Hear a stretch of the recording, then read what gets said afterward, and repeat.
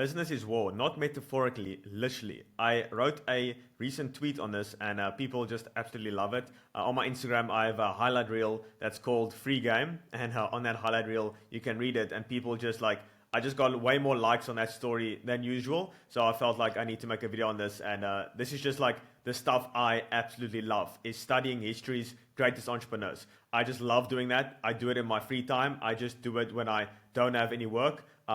Or while I'm working, I distract myself with this. So it's just like something I'm obsessed about. And I feel like there's a lot you can learn from history's greatest entrepreneurs.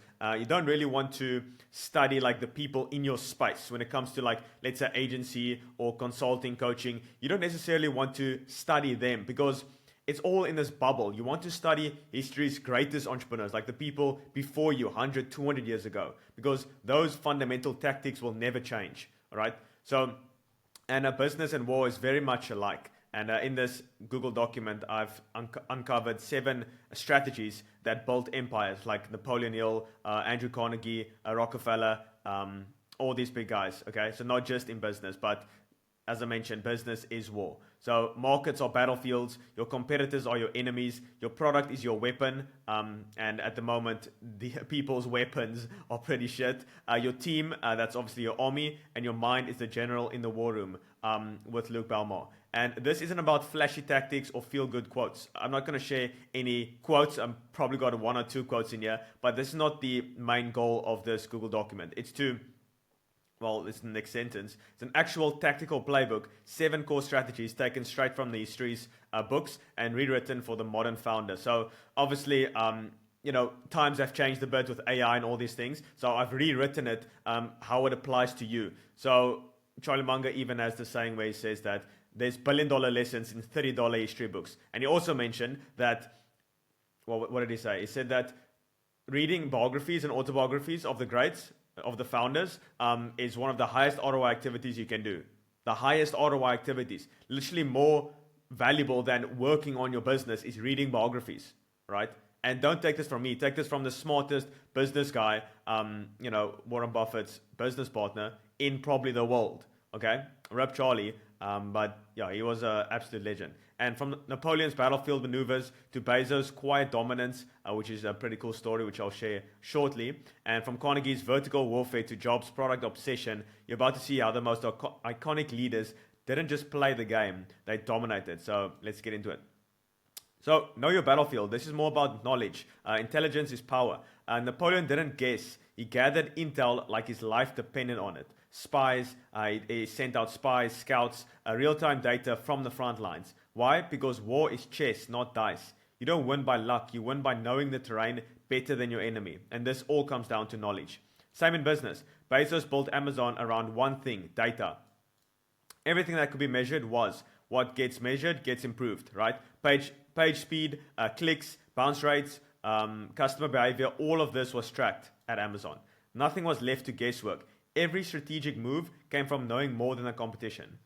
Even Sam Altman, who he grew Walmart, right? He literally tracked everything, even the size of the what do you call it, in the supermarket when you go like the aisles, like the size of the aisles. He literally tracked that. He went on his knees and tracked that with his measuring tape, and how the products were organized on the shelves. Like he tracked everything. He flew over his competitors' businesses on I think it was a helicopter or a small plane, just to check out the arena and everything like that. The parking spaces, he tracked everything.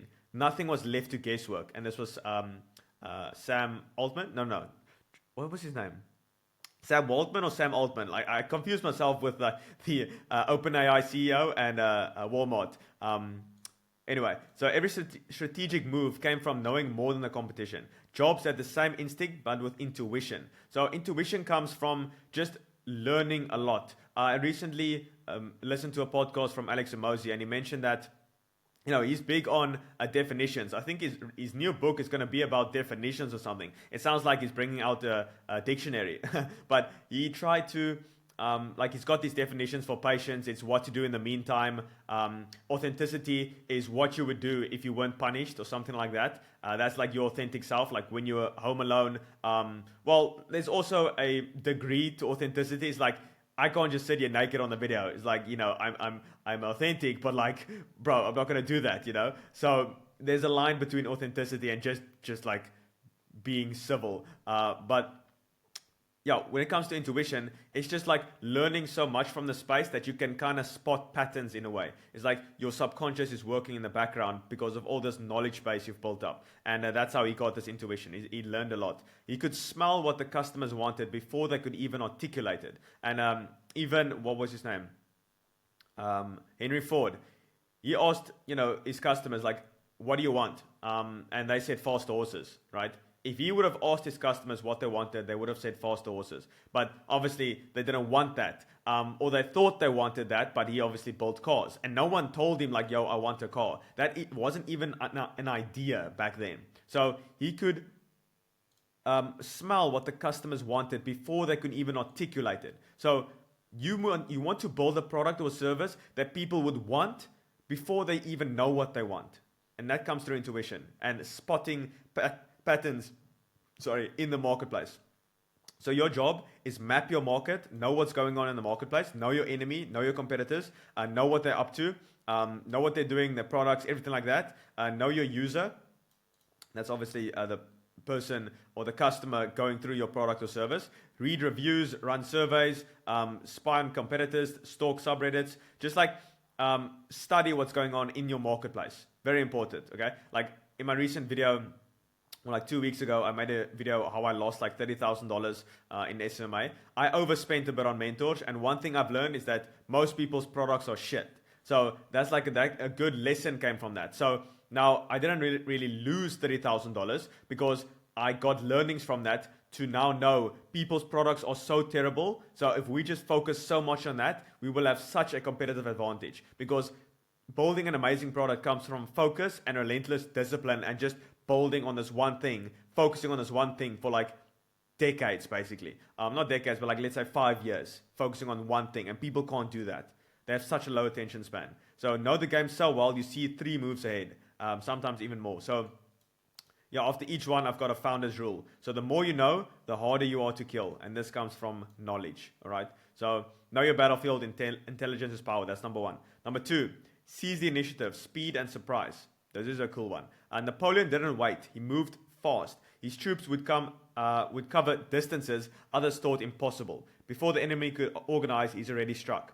In war, speed isn't just a tool, it's deadly. Now, this is in war, okay? Same in business. Jobs returned to Apple after he was fired and slashed products in an instant. He pushed fast, focused innovation, iMac, iPod, iPhone. He just brought out all these things in like literally a couple years. And he slashed so many products and just focused on like the iPhone, on one thing. One of my, this was like family friends, and I could see how the business was kind of failing in a sense because they were focusing on too many things. That you need to, when you are like, let's say a brick and mortar business selling actual physical products, you need to focus on one thing, become extremely good at that. Or you can become a general store, which is very difficult to do that. But I would focus on becoming like a specialist store. This is like brick and mortar physical products, and just focus on one thing and making that as good as possible. They were trying to serve the entire market. Okay. And that's basically how they failed. I could see that a mile away. So just focus on one thing when it comes to your products, your services, and stop like having shiny object syndrome. Okay. Bezos did the same with AWS. Quietly launched it before anyone knew cloud was the battlefield. By the time Microsoft and Google reacted, Amazon owned that hill. Your job: move fast, launch quicker than you're comfortable with, bold in public. Done is better than perfect. People are always looking to build like something exceptional before they put it out in public. But in order to become exceptional, you need feedback from the marketplace. And to do that, you need to send out your product. Done is better than perfect. That is called MVP. It's your minimum viable product. You send that out, get feedback from the marketplace, and so you can iterate and improve on it. So your rule: momentum is a weapon. Don't build in silence, build in motion. Constantly moving, constantly iterating. That's the most important thing. Acting with speed, all right? So mass your forces, ruthless focus. So this ties to the one I just mentioned. Napoleon didn't fight on every front. He picked one battle and dominated. This is crucial. You don't want to, like let's say with our product, for example, we actually changed the name from the School of Athens to Founders Acquisition. So that's now the product, our info product. That's all that's called.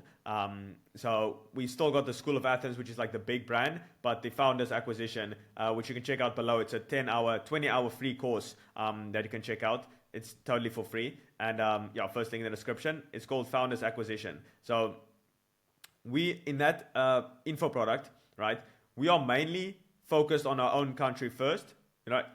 Business as well. Like, why do you want to go mass market where there's so much competition, where you don't have a competitive advantage, right? And try to dominate that. It's kind of delusional in a sense. You want to be delusional, but like only where you see it fit, right? So we are first trying to dominate our country first, because there we have a competitive advantage, and from there we have like this thing behind us that says the base in South Africa, okay, which is the goal, right? From there we can obviously go to the entire world, because South Africa and Cape Town overall is becoming extremely popular. So if we're number one in South Africa, which we have a competitive advantage in, we have a much bigger leverage when it comes to like the entire marketplace. All right, so at Austerlitz, he tricked the enemy into spreading thin, then dropped overwhelming force where it mattered most. Jobs did the same. He killed 90% of Apple products, like mentioned previously. Apple's product line focused on 4, which is iMac, iPod, iPhone, and one other one.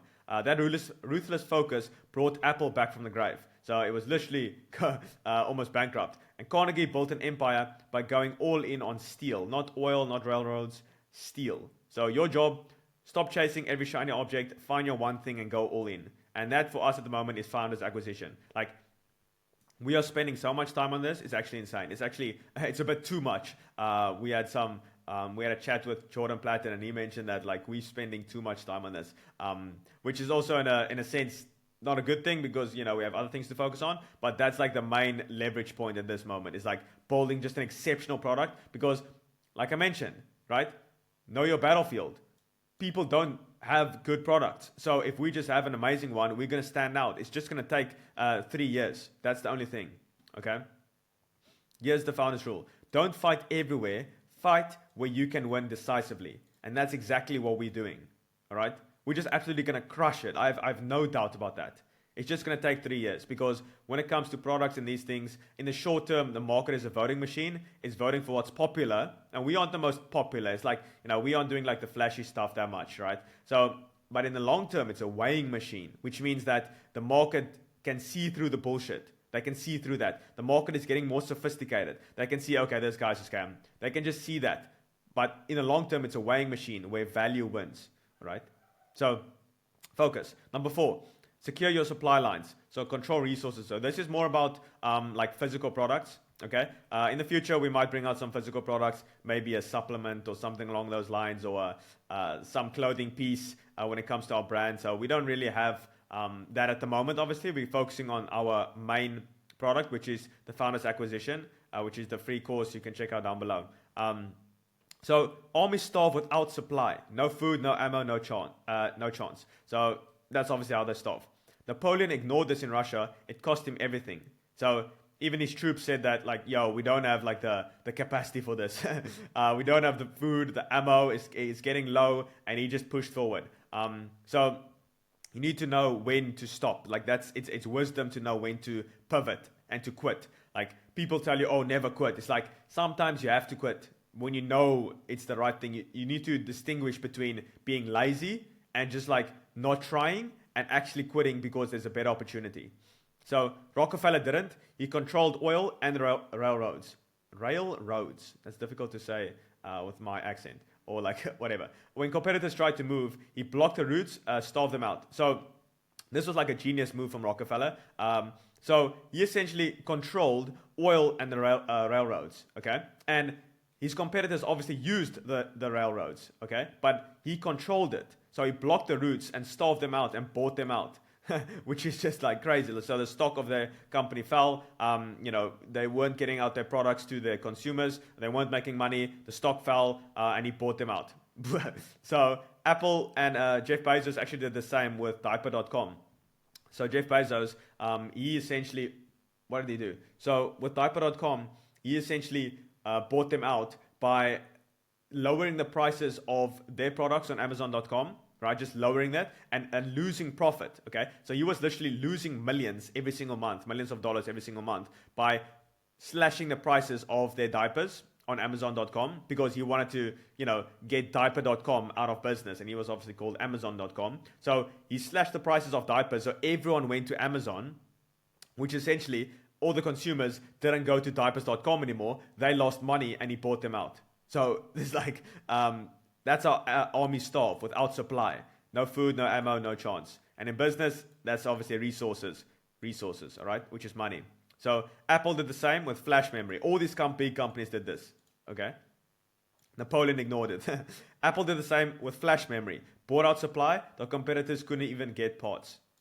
Your job, control your inputs, your distribution, your backend. So when it comes to agency, that's more like your SOPs, your team, everything like that. You don't want to outsource everything like completely. You want some things in-house, otherwise you can't control it. That's very important. Control your inputs, your distribution, your backend. If you outsource everything, it's like you are kind of at the whim of their decision making, your employees. So if someone else owns your supply line, and they own your future. Okay, so that's your rule. Number 5, win hearts and minds. So morale and brand. So Napoleon said, a leader is a dealer in hope. He led from the front, shared the cold, shared the risk. That loyalty was unmatched. He was leading from the front. Another example of this is, what was his name? I can't remember his name. It's like a pretty big, I can't remember. It's fine. It will come to me. In business, it's the same. Jobs made his team believe they were creating magic. Musk made Mars feel like a moral mission. Bezos made customers feel like royalty, customer obsession. Jobs obviously made his team believe they were creating magic with Apple.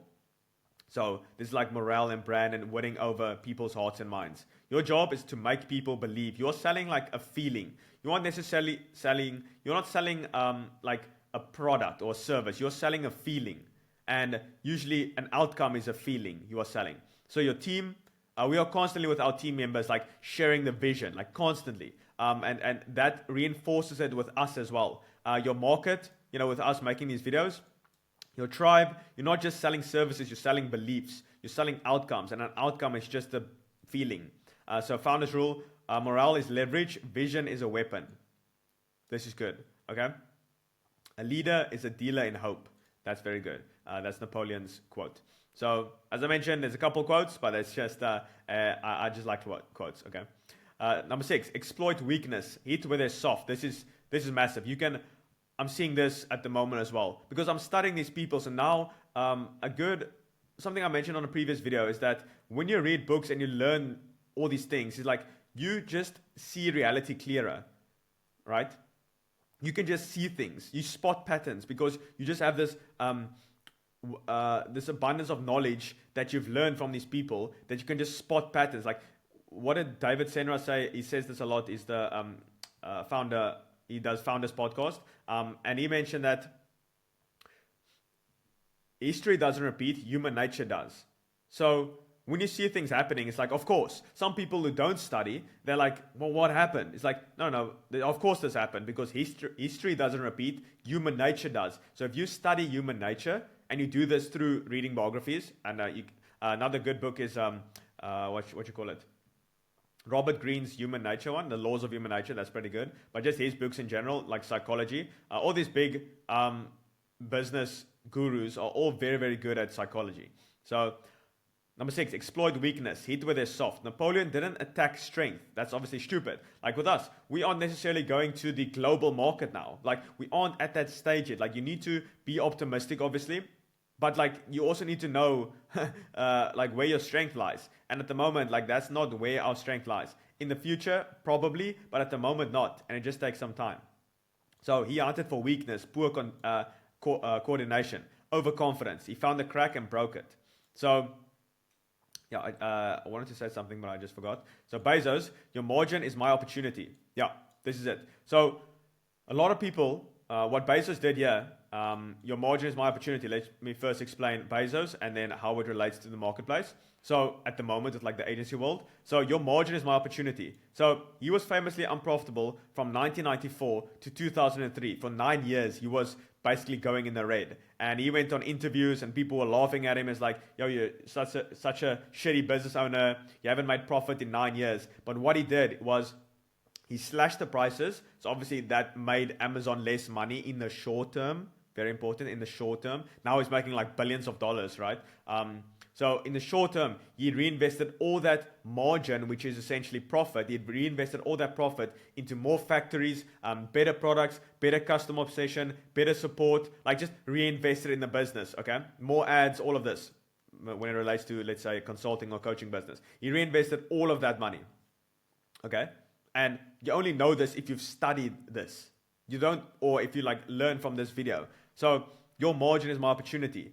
All these people were taking their profits and spending it on lifestyle, nicer cars, nicer, like human nature repeats. It's like when you study this, you just know. So what he did is like, obviously lower costs. Everyone then went to him instead of his competitors, and which left his competitors like with no money because everyone went to Amazon because they had the cheapest cost, better customer service, fastest delivery, all of these things that Amazon obviously does, like customer obsession. So obviously everyone went to Amazon because it's the best experience, which left the other companies with no money. He then bought out the other companies. Insane. So yeah, Amazon versus diapers.com was a siege. Bezos dropped prices until they folded. That's exactly that. Rockefeller played the same game. Slash prices, bleed them out, then scoop them up. The exact same that I just mentioned, yeah, a couple, the railroads, okay, with Rockefeller. Basically what he did is he slashed prices, he blocked the railroads, so his competitors couldn't ship out their products, they lost money, you know, and the stock price dropped and he bought them out. He scooped them up.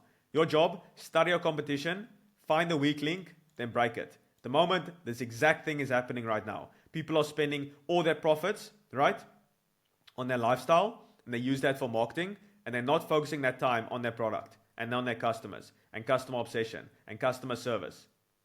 I just listened to a talk from Kevin O'Leary or something like that, and he mentioned that customer service, if you focus on that, you can increase your prices by 15% or something like that, because it increases your LTV, which means that your clients will stay longer with you, which means you can, you know, charge more, because people often value that experience so much more.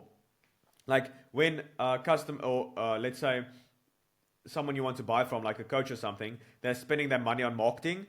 You know, they're not spending that money and time into their product anymore. You know, it's mostly time. They're not spending time with their customers. They're not spending time on their product. So in the short term, they make more money, right? But in the long term, when we reinvest all that profit back into market share and essentially breaking even in a sense, but like minimal margins, you eat up the market share, okay? Everyone goes to you because you are focusing all that money on your product and your customers, and then you can slash down the advertising. Like Amazon is not doing advertising anymore, but they're still making billions of dollars because they're number one. That's how it works. Founders rule: giants don't fall head on, they fall from blind spots that they can't see. So number 7, this is the last one: lead from the front, courage and vision. So this ties well with this one as well: win hearts and minds. So number 7, the best generals lead in the mud. Napoleon didn't bark orders from a throne. He showed up where the bullets flew. He was literally on the battlefield, and the bullets flew through his hat. And that kind of leadership can't be faked. Who was this person that also did this? I can't remember. Winston Churchill. There it is. Okay, he also did that. Like, he led from the front. Like, he was literally the troops were like, "Yo, General, like, what are you doing?" But he led from the actual front. Jobs was in the trenches, obsessing over fonts, over packaging, doing all these things. No task is beneath him. Okay, Bezos packed boxes in Amazon's early days as well. But leadership isn't just presence; it's vision. So it's being there in the trenches and also casting the vision constantly. Bezos didn't care about short-term profits. Like you mentioned, he took all those profits and reinvested it back in the company. And all these learnings you can use with your coaching, consulting, agency business, all right? So he played the 20-year game, multiple decades, took losses now, that's when people laughed at him, to own the future. That's insane. He took losses now to own the future. Your job, get your hands dirty, get in the trenches, no task is beneath you, and think long-term. Think long-term. Don't just lead your team, show them the future, okay? Very good. And then final thought, business isn't a playground, it's a campaign. You will lose battles. That's like, part of the game. You will suffer setbacks. But if you think like a general, calm, calculating, ruthless, strategic, you will win the war. And at the moment, people are so optimized on speed. Obviously, speed is important. I just shared like one of these lessons, speed and surprise. Obviously, it's important, but people are too optimized with this. They're not. You need to be. It's the same thing. You need to hold two contradicting minds in your brain at the same time, and people can't do that. They can't do that. It's like acting with speed and also being calm and strategic. Like people can't do that at all, and that's how billionaires think. There's a video from Sam Ovens how he mentioned it's called like what's it called? It's like binary thinking. People do binary thinking usually, but you want to think in gray. It's like you want to think in both terms. It's not always binary, black and white. It's like no, just speed. It's like no. It's speed and being calm and strategic and calculating, which obviously takes some time. You need to chill out a bit and actually check out the marketplace, learn a bit. So you need to have both. Both is always the answer. People ask, is it marketing or product? It's both. It's 100% on both. Okay? So let me just go over all these 7. So know your battlefield, learning. That's why this is number 1. Intelligence is power. The more you know, the harder you are to kill. Okay? Seize the initiative, speed and surprise. So bold in public. And also, act strategically. Okay? Momentum is a weapon. Don't bold in silence, bold in motion. So constant iteration. Number 3, mass your forces, ruthless focus. Focus is extremely important, especially nowadays. People's attention span are so shit. They can't focus on one thing for more than like 5 minutes, so let alone like 3 years. So that's the biggest competitive advantage now. And even Charlie Munger said that, he didn't succeed because he was smart, even though he was smart. It's because he has such a long attention span. That's why he said he won. So don't fight everywhere. Fight where you can win decisively. It's also stages, okay? Secure your supply line. So this is more of, let's say, physical products. And also a bit with your agency. Don't outsource everything to like a third party. You also want to have your say in it.